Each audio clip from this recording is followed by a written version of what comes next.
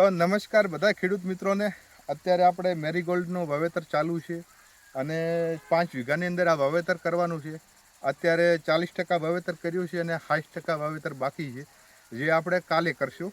તો તમે જોઈ શકો છો બધાય ફૂલ આપણે કેટલા અંતરે વાવેલા છે, 1-1 ફૂટના અંતરે વાવેલા છે બધાએ મેરીગોલ્ડ ફૂલ। આ જે ફૂલનું અંતર છે 1-1 હાથ ઉપર છે અને અહીંયા જે જગ્યા વચ્ચે છે એની અંદર આપણે શાક કરવાના કાળિંગા વાવવાના છે આની અંદર।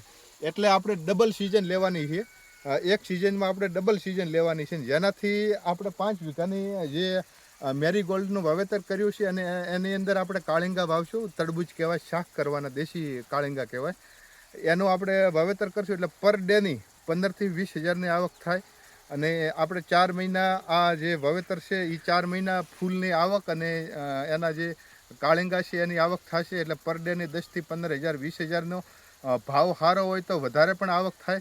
તો બધા ખેડૂત મિત્રોને આપણું એટલું જ કહેવું છે કે આવી ખેતી કરો, અને જેમને પાણી ઓછું હોય, જેમને બોરમાં પાણી ઓછું હોય એમને પણ આવી ખેતી કરવી જોઈએ। આમાં ટપકની અંદર પાણી ઓછું જોઈએ, જેનાથી ઓછા ખર્ચે વધુ ઉત્પાદન મળે એવી ખેતી છે। તો બધાને જય જવાન જય કિસાન।